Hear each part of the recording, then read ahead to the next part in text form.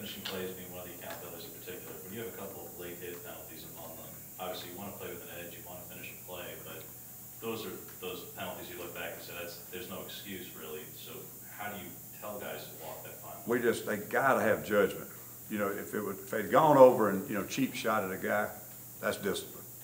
Both of them, they barely touched the guy, but the guy was clearly on the white. You know, they just got to see that, and they got to have better judgment. But nobody knocked anybody over in the bench. Nobody cut anybody on the sideline. Nobody went to the head. They just shoved them with their hands, almost in a chase position.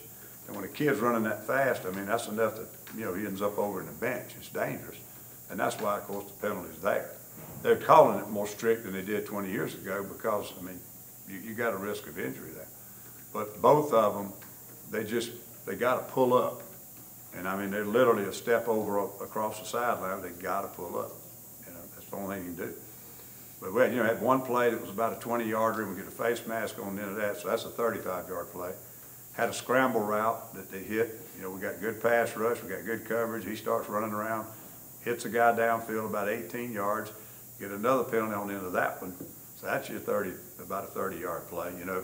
And they're getting gashes in 4 plays ended with either a face mask or a late hit or some kind of holding penalty, which tacks on that hidden yardage that really turns it back into a situation of field position.